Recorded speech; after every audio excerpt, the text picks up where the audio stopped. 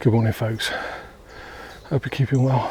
I'm out 6:34 and this is the first time I've been back into the visitor centre side of Sherwood Forest since winter. So all these trees, the last time I saw them, they were all bare.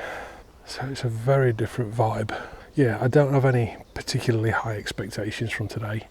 The sky is very grey, but the light is so refreshing from what we have had recently. It's been a lot of bright weather. We've had a lot of direct sunlight and it's played havoc with photography. Whereas right now everything's more diffused. The breaks in the canopy allow the light in, and then we get some beautiful cast shadows and soft, delicate light. Oh, look at this silver birch.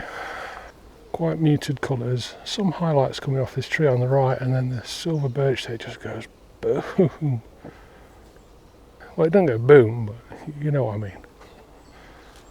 Very beautiful. So it's not going to be long before I'm breaking my camera out.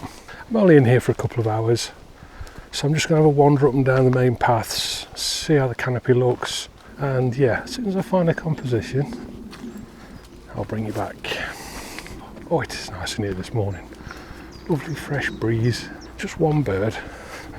That'll change in a minute. Right, I'll see you in a bit.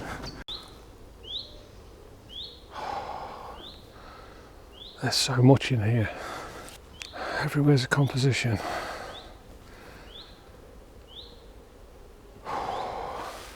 There's an old oak that's snapped at the base or near the base, and it's laying horizontal, but it's suspended about 6 foot. Let me show you. As you can see, right about there. And I'd love to get a composition looking at it in that direction, because behind it is a slither of yellow, which is, I don't know if it's pasture ground or a meadow, so it means getting through this lot. Occupational hazard in these parts. Because the light is making it in there, I feel duty bound to give it a go. Silver birch are a good indicator of the light that you have, I find. Because they're quite reflective, quite white, any light that gets in bounces off them before it does anything else. So when these grey, green, brown trunks don't look particularly enticing, if it's near a silver birch and the silver birch has got a sheen on it, it's worth investigating sometimes, because as you get closer, if the light lifts by just a few degrees, then yeah, it can really make it worthwhile. I've got to get down there. Ooh, bear with me a second.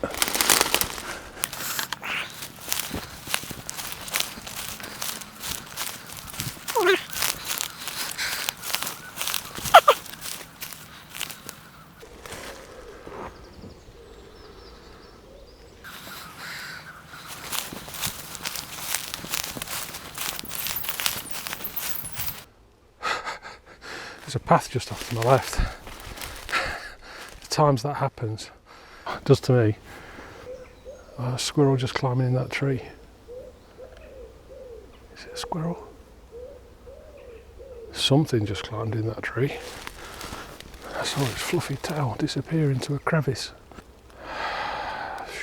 Maybe not the shot I hoped it'd be. Maybe I need to be over there. Okay, I'll play around here for a bit, try and find a composition, and then I'll bring you back. Yeah, let's do that. I'll see you in a mo.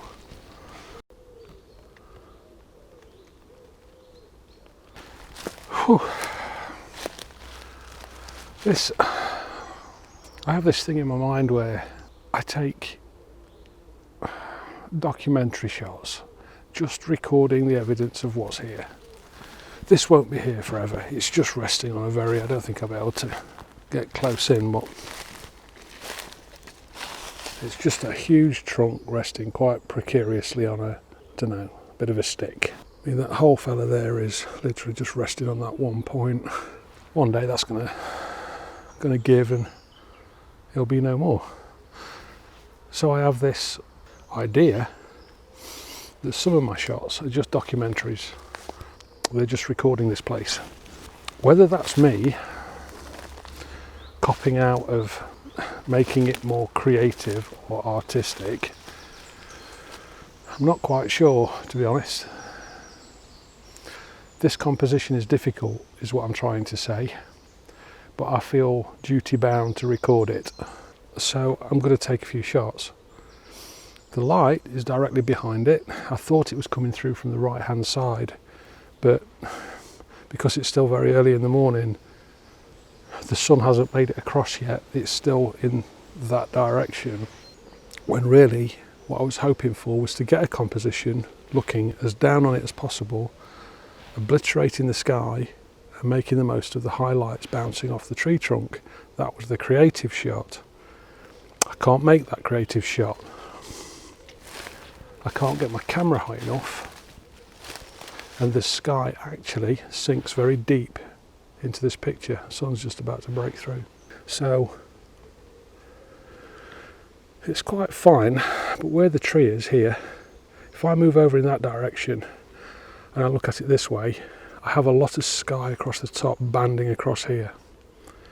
If I move over in that direction and I look at the tree over there, it's even worse. As you can see, there's a low band of light feeding through from the back.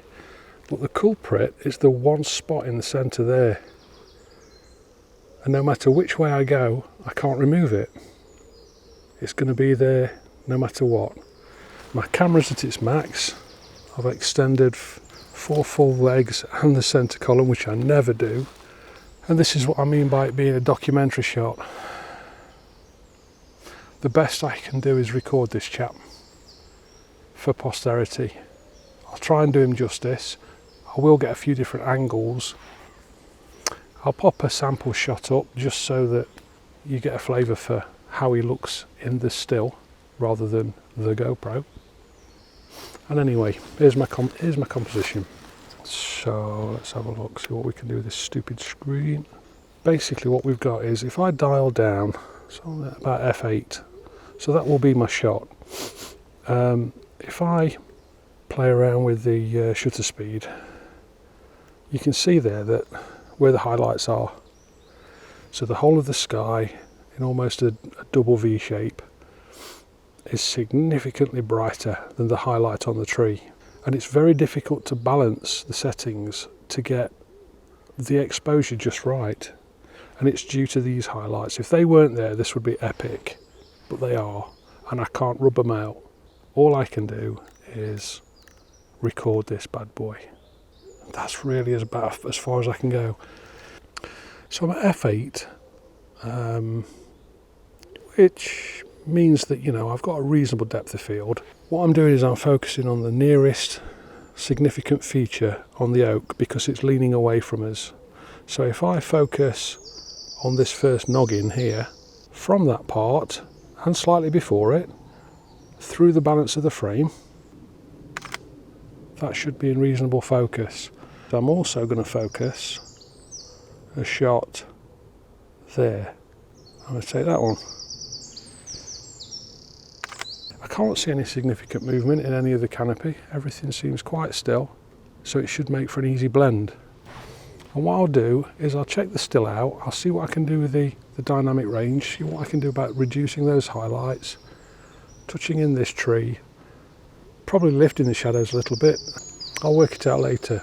And if the single shot doesn't do it justice, I've got the option of blending these two shots together, where I take the focus from the front part of the tree and the back part of the tree, and I can play around in Photoshop and just blend the image to do the tree justice. That's all it's for, just to record this tree.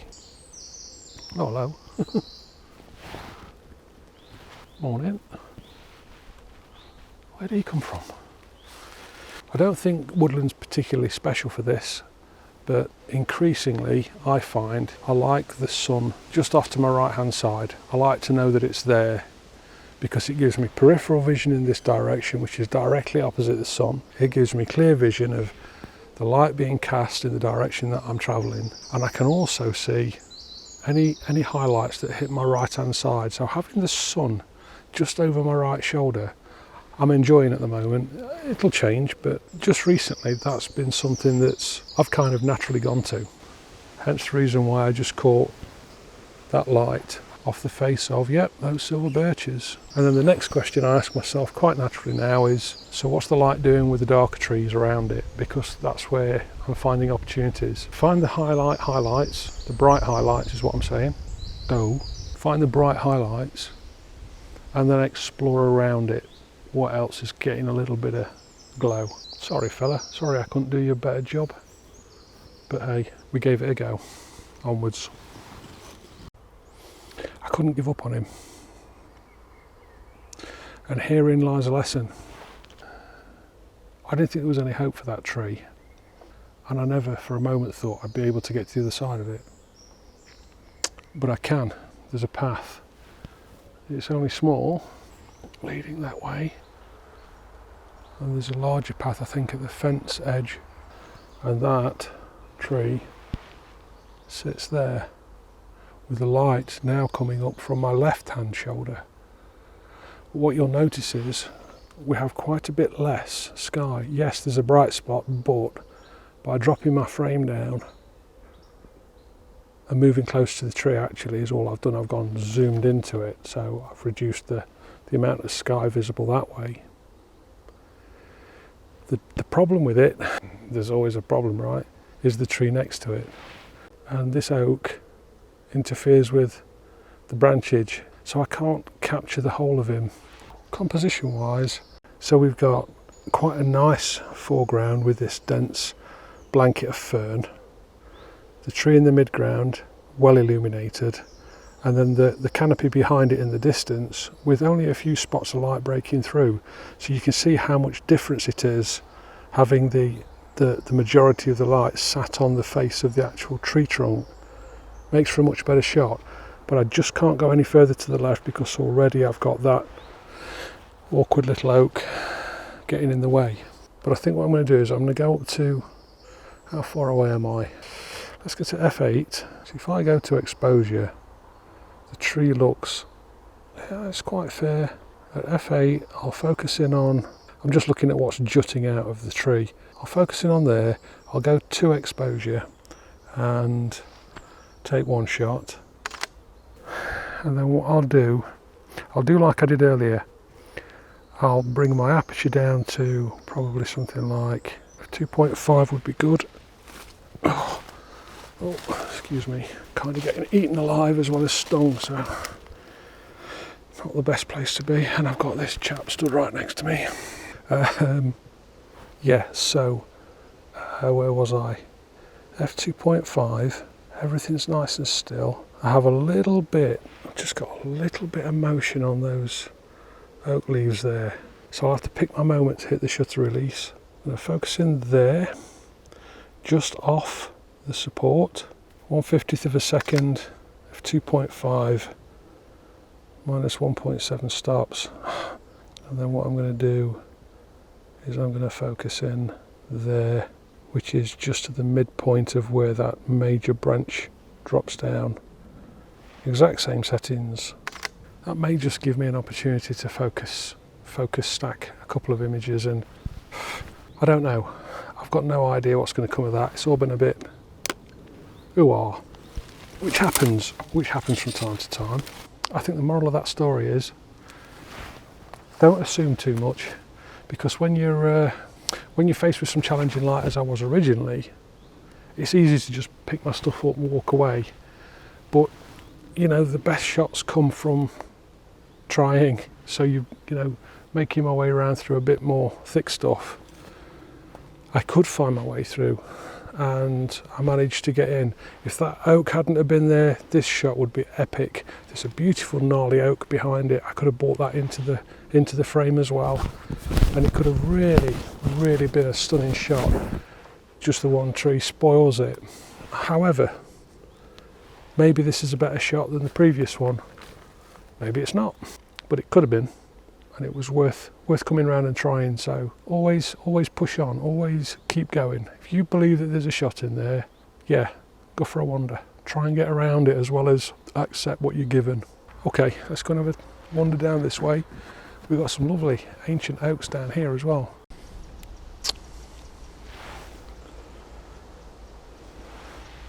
I'm still trying for it. I've come round even further now.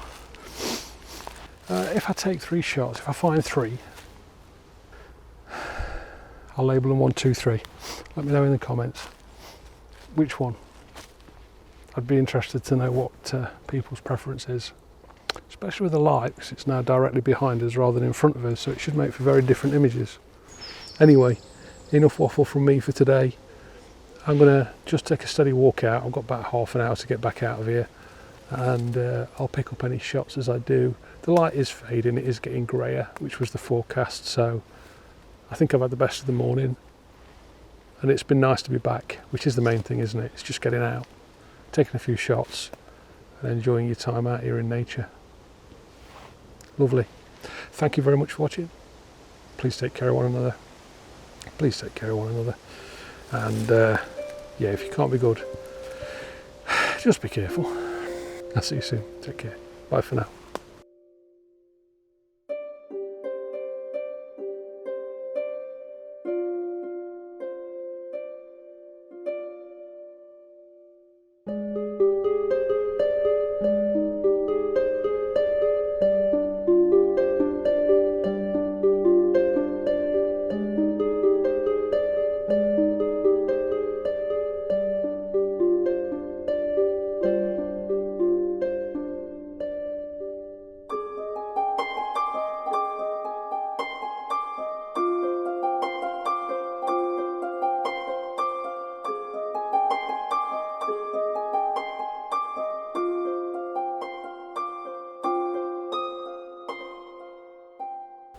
Everywhere's a composition.